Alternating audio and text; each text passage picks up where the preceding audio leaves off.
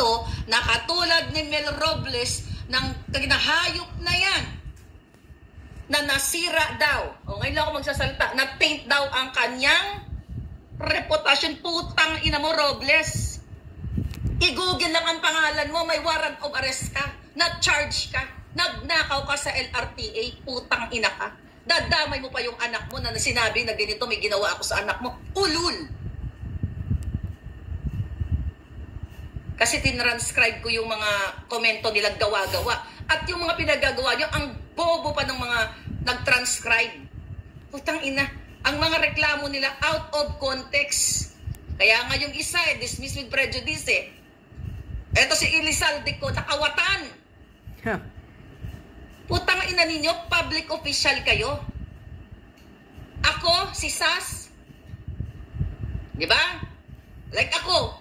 Eh, si Sas, wala pa yatang kaso, hindi nila mahanting. I don't know. Ito po yung kapalit ng bunganga ko. Ibig sabihin, effective. Oh, yung pinagyabang mo, Robles, na sino yun, yung lawyer mo? Si Camille Vasquez. O bakit iba na humahawak ng lawyer mo na hindi na siyang magre-represent sa'yo? O baka nabasa ni Camille Vasquez. Natagtag ka ng kaso in the past. O sige, google nyo lahat yan. Mel Robles versus Claire Eden Contreras. Available yan publicly. You talk about it. Claire Contreras, Elizalde ko versus Claire Contreras. Okay? Yung Quinones versus wala pang update doon. Yung isa, taob na. Okay? I cannot talk about yung pinaka-konteksto. Basta available yan publicly. Bakit dalawang public official na mga kawatan? Utang inan nyo? Matitaint ang reputasyon nyo, Saldico at Robles. Wala kang record ng pagnanakaw na yupa ka? Nung namatay ang kapatid mo na si Jojo Robles, na malimos ka sa taong, may ragdag mo to sa kaso mong hayop ka. Namalimos kayo sa taong bayan. Ha? Sa follower ni Taning. Nakakuha kayo ng kalahating milyon, namatay ang kapatid mo. Dadagdag ko yun. Okay, dadagdag ko sa ano. How much? Paano ka naging mayaman kung namatay ang kapatid mo, namalimos kayo at nakakuha kayo ng kalahating milyon sa taong bayan?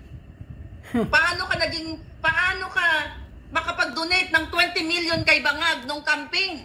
Kalahating milyon, nangingi kayo, nagmakaawa kayo sa follower ni Taning para mabigyan kayo, mga inayupa kayo. Galit.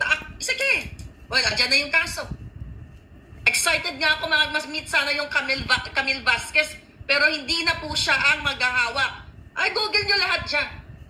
Ngayon, I'm not supposed to, well, hindi pa naman nagsisimula yung kaso niya.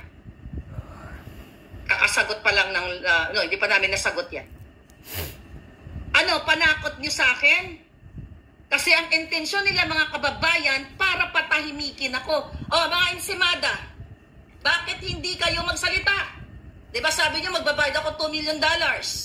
Magtatago ako sa Mexico. Andyan, Claire Contreras, Bacujo versus Claire Contreras.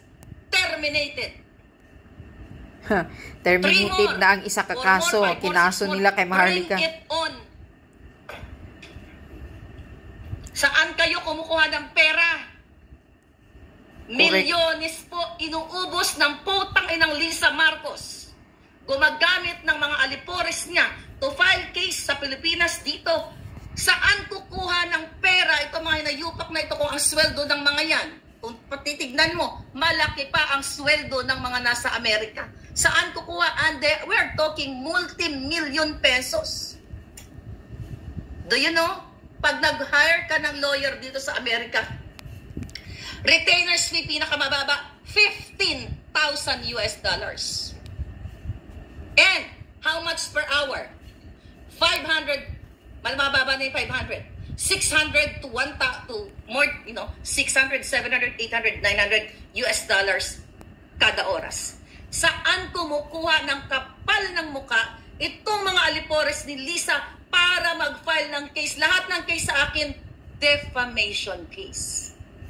Masakit ba ang katotohanan na kayong mga putang ina kayo magnanakaw sa kaban ng bayan?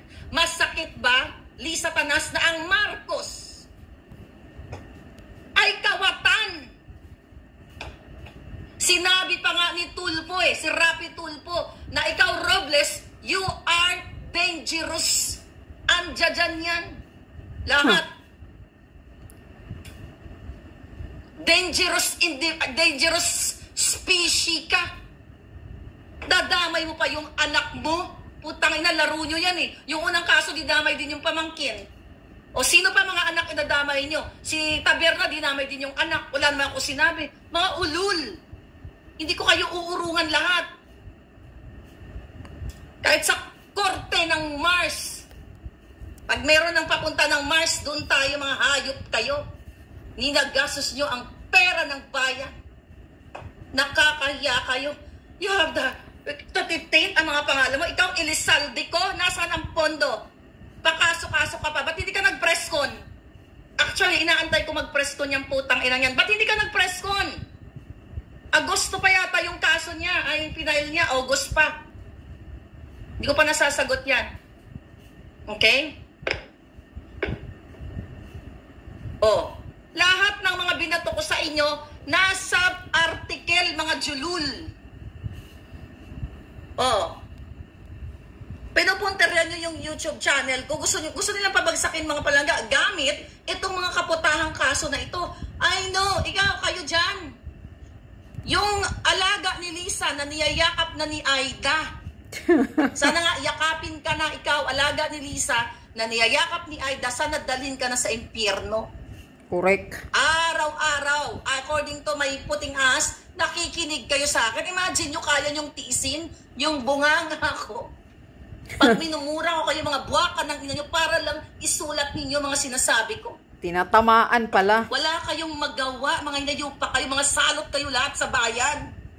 Inuubos mo, Lisa, ang pera ng bayan para sa mga fabricated crime, not only sa akin, kundi dyan sa Pilipinas. Sino-sino mga vlogger ang kinasuhan dyan sa Pilipinas? Kasi ang purpose ng mga hayop na to, lahat ng press conference nila, 3 yung nagpa-press con default. Madi-default to. Ang ibig sabihin nun, mga kababayan, pag na-default yung kaso, hindi ka sumagot kasi wala kang pera. Diba? Wala kang pabayad sa abogado. Kaluoy ka man. Kaluoy lang si Maharlika. Mag-ano na yan, mag-bankruptcy na yan. Putang ina. Kahit naman hindi ako mag-file ng bankruptcy, bankrupt ako Putaragis to, mga hayop na to. Pero hindi ako nagnanakaw sa inyo, mga kababayan. Correct. Yung mga magnanakaw. Mag-ulat na kayo. Wala kayo nakuha $2 million sa akin. De piso. Google nyo po yun.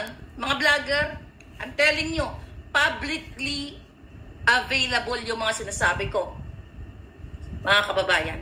Then now, galit ako Nakakaawa kayo dyan, DOH. I don't know you guys. But I don't know why I'm fighting for you. Kung tutusin, actually kahapon, kausap ko sila Paul, sila Lai, thank you. Sabi